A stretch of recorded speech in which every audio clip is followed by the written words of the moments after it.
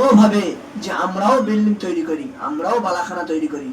এই কম্পিটিশন করতে করতে আলহাকুমুত তাকাসুর হাত্তা যুরতুমুল মাকাবির কাল্লা সাউফা তা'লামুনা সুম্মা কাল্লা সাউফা তা'লামুন।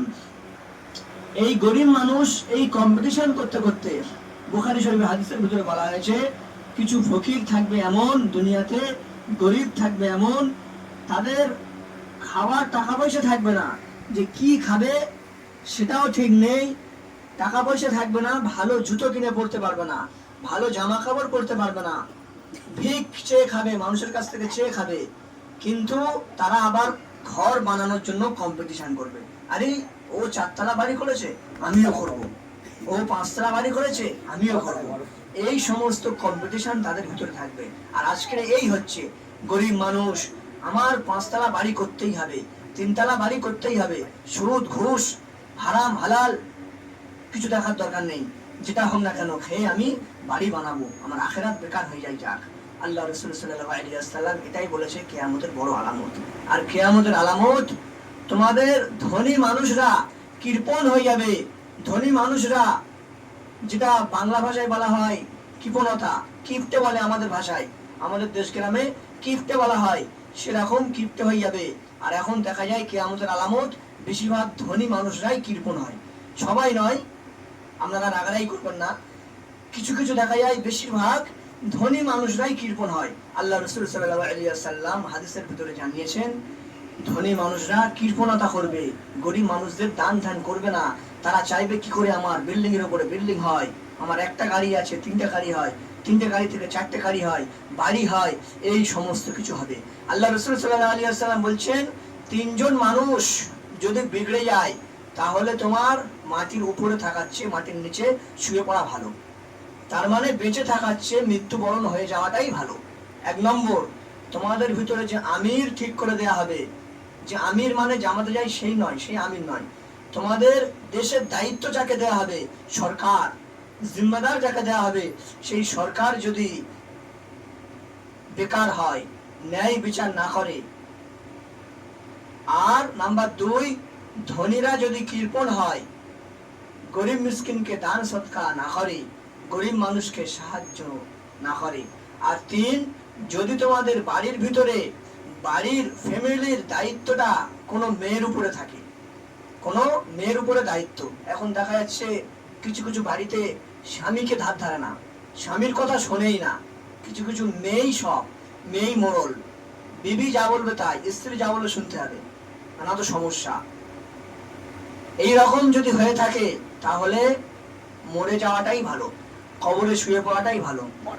আর যদি তোমাদের ভিতরে 3টে কাজ ভালো হয়, যে আমির যাকে সরকার বানানো হয়েছে, সে যদি ন্যায় বিচার করে, সে যদি সঠিক বিচার করে, উত্তম বিচার করে। আর নাম্বার 2, তোমাদের বাড়ির কাজগুলো যদি পুরুষের দায়িত্বে চলে আসে, বাড়ির কাজগুলো যদি মাশওয়ারা করে করা হয়। আর তোমাদের ধনীরা যদি দানি হয়, ধনী ব্যক্তিরা যদি দান করে, গরিব মিসকিনদের দান করে, তাহলে বেঁচে থাকাটা উত্তম। ওই জন্য আল্লাহ রাসূল সাল্লাল্লাহু আলাইহি ওয়াসাল্লাম কিয়ামতের আলামত ভয়ঙ্কর ভয়ঙ্কর শুনিয়ে গিয়েছেন। যেমন মা ও বোনেরা ছেলেদের বেশ ধারণ করবে, ছেলেদের জামা কাপড় পরে বাইরে ঘুরবে, সুগন্ধি মেখে ঘুরবে, তারা কারোর কথা শুনবে না, তারা মনে করবে আমরাই সব, এইরকম মনে করে ছেলেদের জামা পরে ঘুরবে। আর কিয়ামতের আলামত, মা ও বোনেরা কিছু কম পয়সার জন্য নিজের ইজ্জতকে বিলীন করে দেবে, নিজের ইজ্জতকে বিলিয়ে দেবে। দেখা যাচ্ছে এখন হচ্ছে কিছু কিছু আমার বোন, দেখা যাচ্ছে কিছু নওজোয়ান ছেলে যদি 10 টাকা দিয়ে ফুচকা খাইয়ে দেয়, নিজের ইজ্জতকে বিলীন করে দেয়। আল্লাহ রাসূল সাল্লাল্লাহু আলাইহি ওয়াসাল্লাম যেগুলো বলে গিয়েছেন, আর আমরা চোখে দেখছি, সব আমাদের সামনে চলে এসেছে। দেখা যাচ্ছে সামান্য কিছু পাওয়ার জন্য 3টে 4টে ছেলে মেয়েকে চলে যাচ্ছে অন্য এক পুরুষের সাথে, ভালো একটু খাওয়ার জন্য, একটু ভালো থাকার জন্য ইজ্জতকে হারাম পন্থায় বিলীন করে দিল। দেখা যাচ্ছে সেও ছেড়ে দিল। কি হবে? দুনিয়া আখিরাত বেকার হয়ে গেল, দুনিয়াও বেকার হয়ে গেল, আখিরাতও বেকার হয়ে গেল। ওই জন্য এখন আর জিনা খুব হবে, ব্যাপক হারে জিনা হবে, জিনা খুব মানুষ করবে।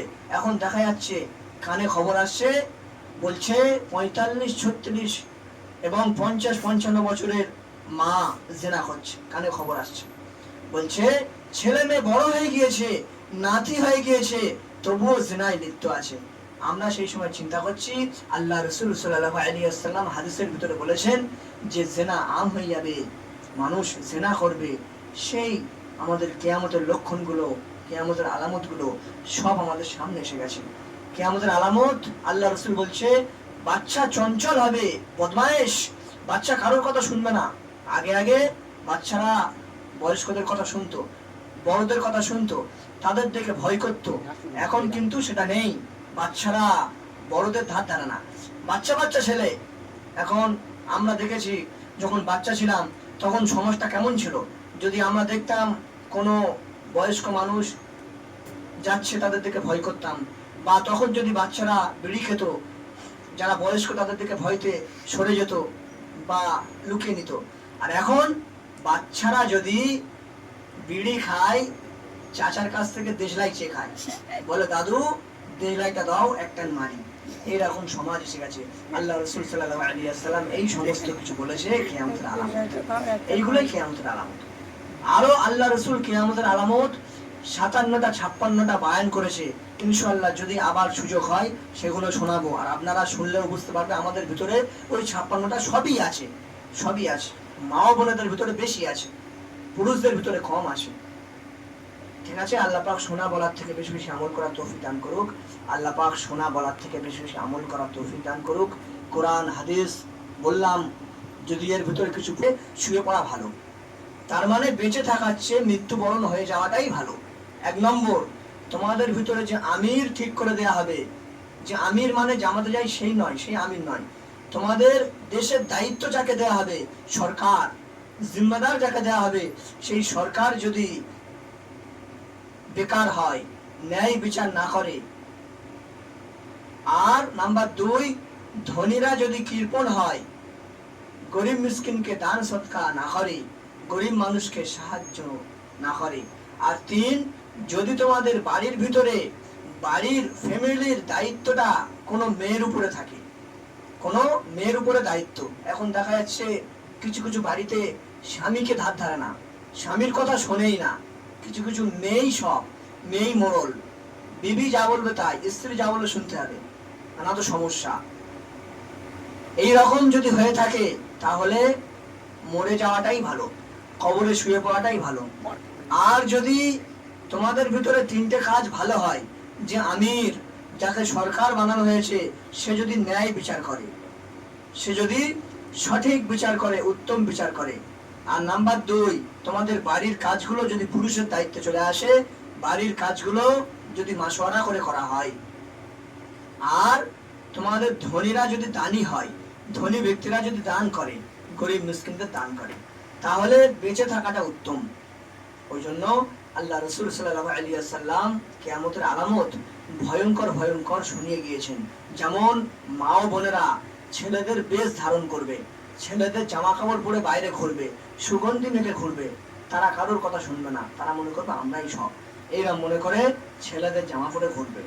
আর কিয়ামতের আলামত, মা ও বোনেরা কিছু কম পয়সার জন্য নিজের ইজ্জতকে বিলীন করে দেবে, নিজের ইজ্জতকে বিলিয়ে দেবে। দেখা যাচ্ছে এখন হচ্ছে কিছু কিছু আমার বোন, দেখা যাচ্ছে কিছু নওজোয়ান ছেলে যদি 10 টাকা দিয়ে ফুচকা খাইয়ে দেয়, নিজের ইজ্জতকে বিলীন করে দেয়। আল্লাহ রাসূল সাল্লাল্লাহু আলাইহি ওয়াসাল্লাম যেগুলো বলে গিয়েছেন আর আমরা চোখে দেখছি, সব আমাদের সামনে চলে এসেছে। দেখা যাচ্ছে সামান্য কিছু পাওয়ার জন্য 3টে 4টে ছেলে মেয়েকে চলে যাচ্ছে অন্য এক পুরুষের সাথে, ভালো একটু খাওয়ার জন্য, একটু ভালো থাকার জন্য ইজ্জতকে হারাম পন্থায় বিলীন করে দিল। দেখা যাচ্ছে সেও ছেড়ে দিল। কি হবে? দুনিয়া আখিরাত বেকার হয়ে গেল, দুনিয়াও বেকার হয়ে গেল, আখিরাতও বেকার হয়ে গেল। ওই জন্য এখন আর জিনা খুব হবে, ব্যাপক হারে জিনা হবে, জিনা খুব মানুষ করবে। এখন দেখা যাচ্ছে কানে খবর আসছে, বলছে 45, 36 এবং 50, 55 বছরের মা জিনা করছে, কানে খবর আসছে। বলছে ছেলে মেয়ে বড় হয়ে গিয়েছে, নাতি হয়ে গিয়েছে, তবুও জিনায় লিপ্ত আছে। আমরা সেই সময় চিন্তা করছি, আল্লাহ রাসূল সাল্লাল্লাহু আলাইহি ওয়াসাল্লাম হাদিসের ভিতরে বলেছেন যে জিনা আম হয়ে যাবে, মানুষ জিনা করবে, সেই আমাদের কিয়ামতের লক্ষণগুলো, কিয়ামতের আলামতগুলো সব আমাদের সামনে এসে গেছে। কিয়ামতের আলামত, আল্লাহ রাসূল বলছে, বাচ্চা চঞ্চল হবে, বদমাইশ, বাচ্চা কারোর কথা শুনবে না। আগে আগে বাচ্চারা বয়স্কদের কথা শুনতো, বড়দের কথা শুনতো, তাদের দেখে ভয় করত। এখন কিন্তু সেটা নেই, বাচ্চারা বড়দের ধার ধারে না। বাচ্চা বাচ্চা ছেলে, এখন আমরা দেখেছি যখন বাচ্চা ছিলাম তখন সমাজটা কেমন ছিল। যদি আমরা দেখতাম কোনো বয়স্ক মানুষ যাচ্ছে, তাদের দিকে ভয় করতাম।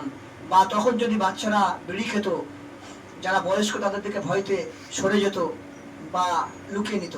আর এখন বাচ্চারা যদি বিড়ি খায়, চাচার কাছ থেকে দেশলাই চেয়ে খায়, বলে দাদু দেশলাইটা দাও, একটা মারি। এরকম সমাজ এসে গেছে। আল্লাহ রাসূল সাল্লাল্লাহু আলাইহি ওয়াসাল্লাম এই সমস্ত কিছু বলেছে কিয়ামতের আলামত, এইগুলোই কিয়ামতের আলামত। আরো আল্লাহ রাসূল কিয়ামতের আলামত 57টা 56টা বয়ান করেছে। ইনশাআল্লাহ যদি আবার সুযোগ হয় সেগুলো শোনাবো, আর আপনারা শুনলেও বুঝতে পারবে আমাদের ভিতরে ওই 56টা সবই আছে, সবই আছে। মা ও বোনেদের ভিতরে বেশি আছে, পুরুষদের ভিতরে কম আছে।